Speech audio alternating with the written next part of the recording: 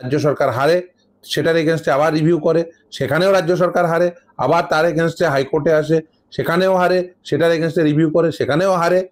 আমি হারে হারে বলতে বলতে হেরে মানে আমি বিধ্বস্ত হয়ে পড়লাম। এই রাজ্য সরকারের হিসাব দিয়ে জানিয়েছে প্রায় 40,000 কোটি টাকা তাদের লাগবে। এখানে দেখুন ইয়ার টু ইয়ার, দেখুন আপনি দেখছেন এই মাসের হিসাব করে, এটা আমার হিসাব করা যে কিভাবে দিয়ে এটা ক্যালকুলেট করতে হবে। এক একজন কর্মচারী কয়েক লক্ষ টাকা করে তারা বঞ্চিত হয়েছে।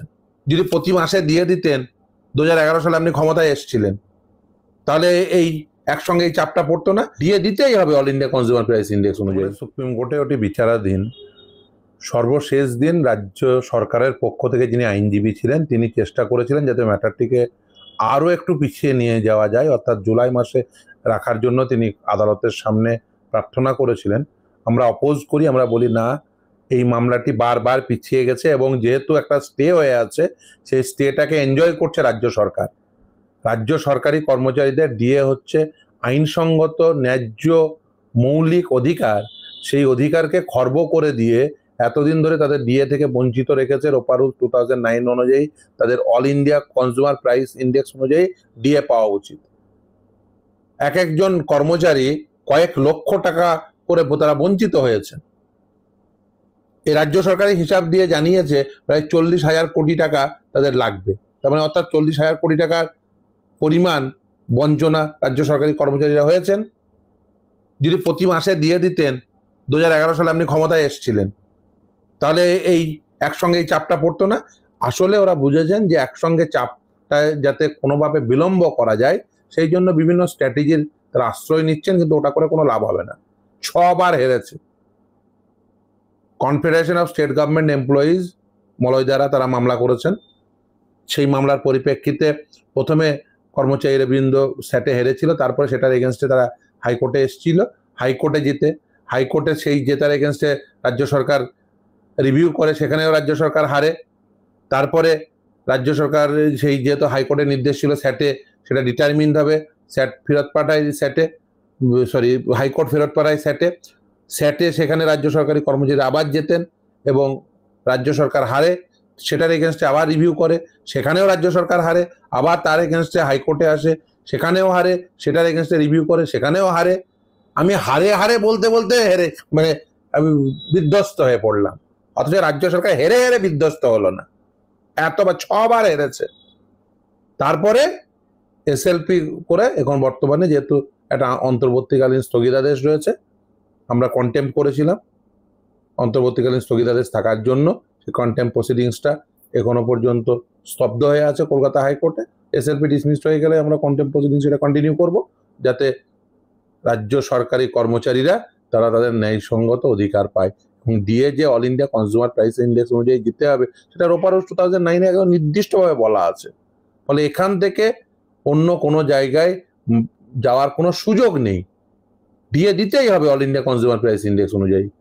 যিনি রাজ্য সরকারের আইনজীবী ছিলেন ডক্টর অভিষেক মনু সিংভি, তিনি এসে বলেন তার অন্য একটি মামলা অন্য একটি আদালতে সেটি পাঠাড হয়ে আছে এবং সেই মামলাটি কন্টিনিউয়াসলি শুনানি হচ্ছে, সেই জন্য তিনি সময় চান এবং বলেন যে মামলাটিকে আগামী জুলাই মাসে রাখতে। আমরা অপোজ করি এবং বলি যে দেখো, একটি অন্তর্বর্তীকালীন নির্দেশকে এনজয় করছে এবং বারবার বিষয়টিকে ডেফার করার জন্য রাজ্য সরকার এই স্ট্র্যাটেজি নিয়েছে এবং মামলাটি যাতে দ্রুততার সঙ্গে শুনানি হয়, সেই জন্য আগামী 14ই মে দুপুর 2টোর সময় এই মামলাটিকে ফিক্সড করেছেন এবং আশা করব সেদিন শুনানি হবেই। তার কারণ হচ্ছে আমরা অবজেকশন করেছি যেটা, সেটাও আদালত রেকর্ড করেছে।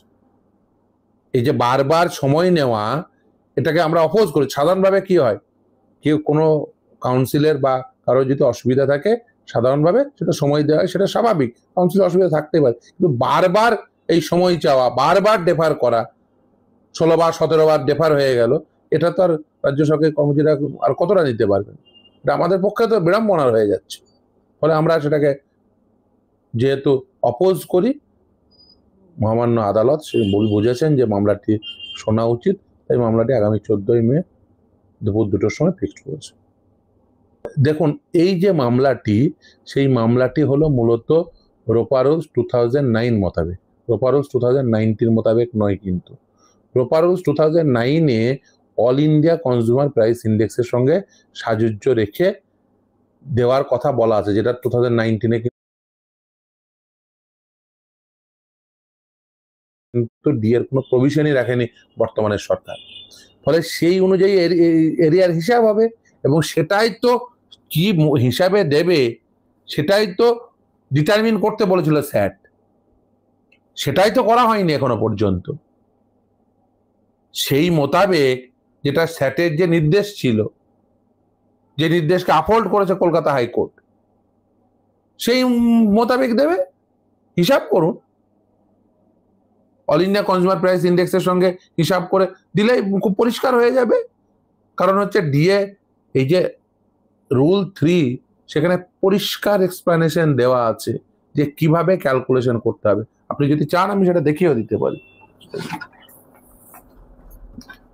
দেখুন, রোপা রুলস 2009-এ একদম নির্দিষ্টভাবে বলা আছে, rule 3.14, dearness allowance appropriate to the basic pay plus dearness pay at index average 536 within bracket 1982 is equal to 100, অর্থাৎ 1982-কে বেস ইয়ার ধরে এই ক্যালকুলেশনটি করতে হবে।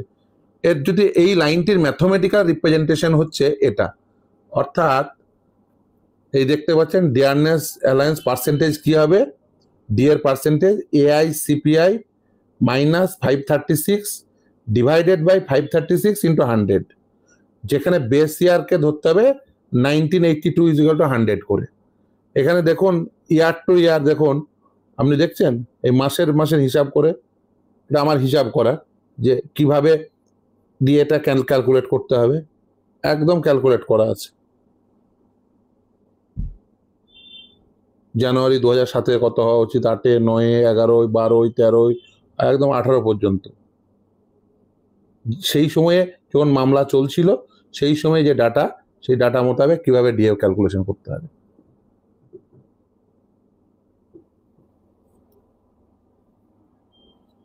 কিভাবে ক্যালকুলেশন করবেন, এটা simple mathematics. DA is equal to, মানে ধরুন জানুয়ারি 2006 হিসাব কি হবে, সেই সময় এআইসিপিআই ছিল 551, 536-কে মাইনাস করে দেবেন, ডিভাইডেড বাই 536 ইন্টু 100, সেটা পার্সেন্টেজ হয়ে যাবে। ফলে এইভাবে ডিএ ক্যালকুলেট করতে হবে। আর all India consumer price index কত, সে ডাটা তো আপনি পেয়েই যাবেন। ফলে এই ক্যালকুলেশন খুব সহজ। রোপা রুলস 2009 মোতাবেক আপনাদেরকে এইভাবে ডিএ দিতে হবে রাজ্য সরকারকে, খুব সহজ ক্যালকুলেশন। আমাদের কাছে ক্যালকুলেশন শিটও রেডি, দিলে আমরা দেখে নেব। তো তাদের সদিচ্ছা থাকবে না সেটাই স্বাভাবিক, কিন্তু আমরা তো 6 বার জিতেছি, বারবার তারা চেষ্টা করা সত্ত্বেও আমরা 6 বার জিতেছি। তাদের সদিচ্ছা থাকবে না এটা স্বাভাবিক, কিন্তু আমরা চেষ্টা করে যাব, এবং আমি দৃঢ়ভাবে বিশ্বাস করি যে আগামী দিনেই এই মামলার ফয়সালা হয়ে যাবে। হয়তো 2-একটা হিয়ারিং এর সময় লাগতে পারে, কিন্তু এই হিয়ারিং স্টার্ট হয়ে গেলে আমি দৃঢ়ভাবে বিশ্বাস করি এই এসএলপি ডিসমিসড হবে। আর এসএলপি ডিসমিসড হয়ে গেলে আমাদের অলরেডি কন্টেম্প প্রসিডিংস কলকাতা হাইকোর্টে চলছিল, confederation of state government employees তারা কন্টেম্প্ট করেছিলেন, সেই কন্টেম্প প্রসিডিংস